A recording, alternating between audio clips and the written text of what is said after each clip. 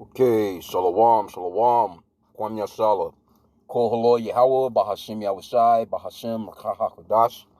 Double honors to our apostles and elders of Great Millstone who rule well, that by the Spirit taught us His beautiful truth, and just want to say the water toward the H.I.M and Akwaf. That's out here sincerely keeping the laws, statutes, and commandments of Yahweh Bahashim Yahushai to the best of their ability. Zachanan the Wap just coming at you with another quick lesson. Pray that it's edifying by the Spirit. And I was just reading in the book of Proverbs, and this was kind of on my spirit the other day as well. But it's going off into, slothfulness, laziness, just not doing what needs to be done, so to speak. And I'm at the plantation right now, so, I was just about to just read these couple of verses before I take off. Start at verse 30, Proverbs 24 and 30, and it reads, I went by the field of the slothful and by the vineyard of the man void of understanding.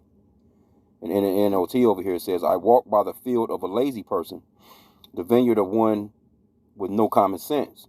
And lo, it was all grown over with thorns and nettles, and had covered the face thereof with the stone wall thereof was broken down.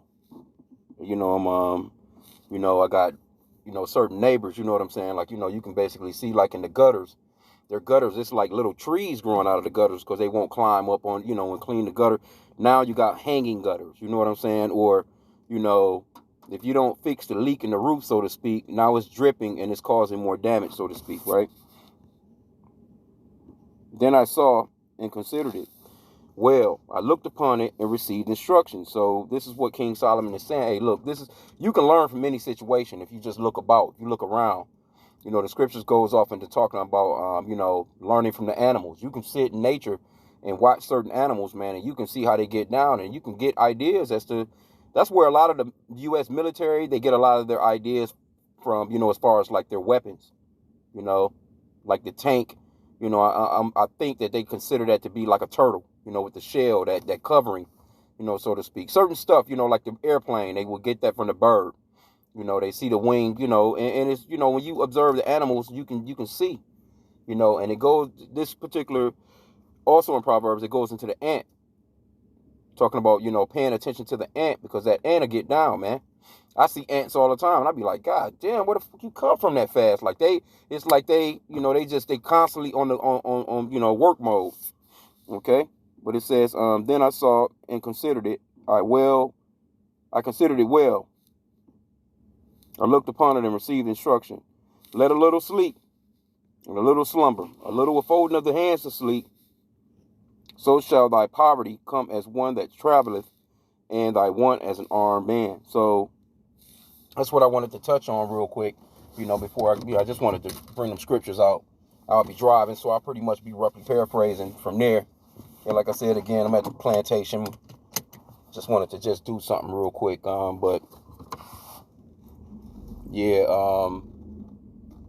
That's kind of been on my spirit as of late because, I'm speaking to myself as well. You'll kind of be doing stuff and then you'll kind of get a little slack about it.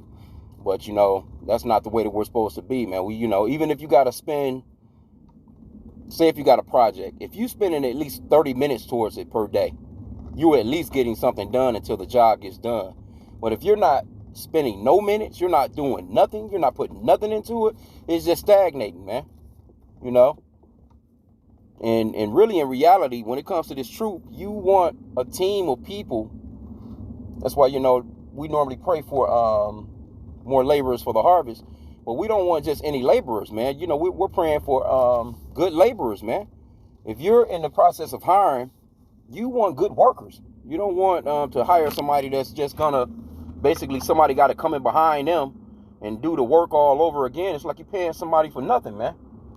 But anyway, like I said again, going off into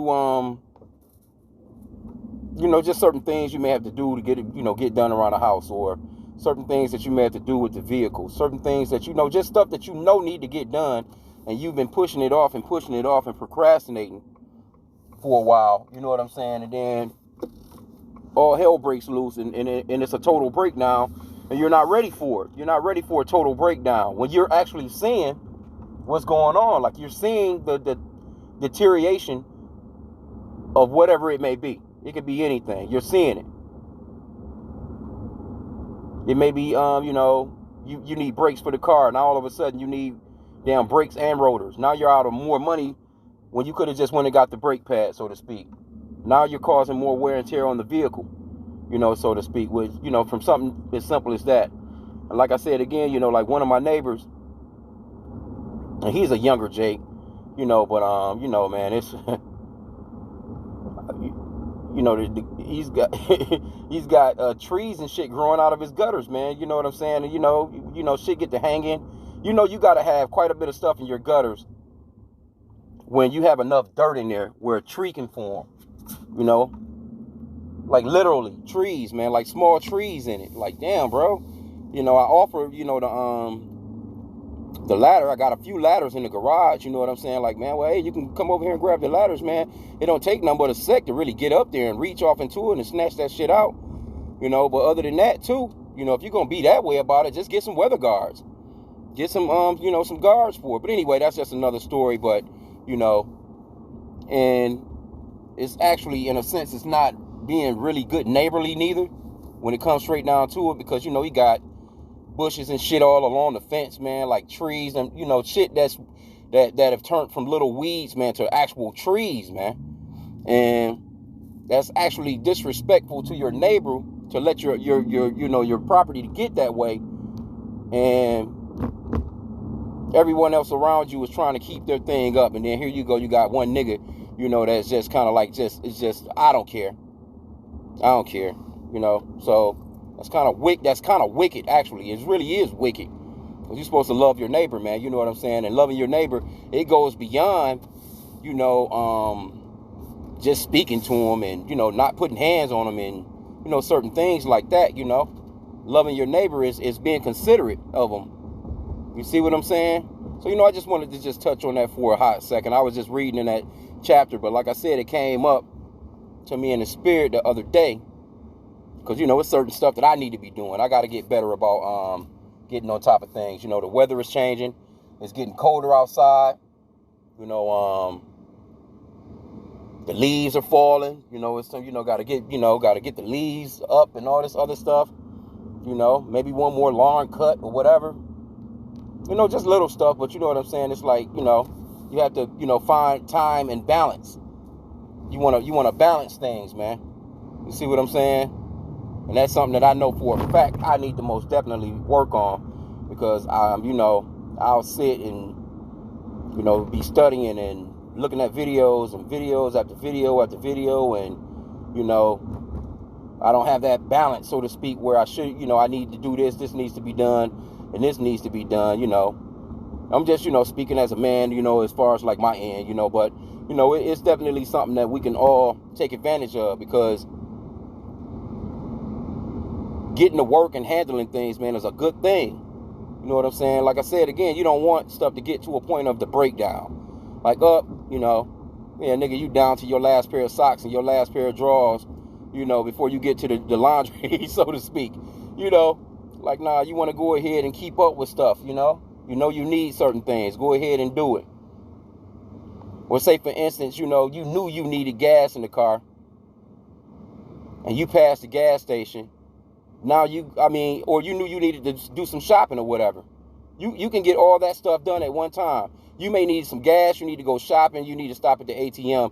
All that stuff is in one area, and then you'll just be like, oh, well, you know what? I'm just going to, stop at the supermarket, I'll handle. That's you going back and forth. Now you're wasting money. Now you're wasting gas.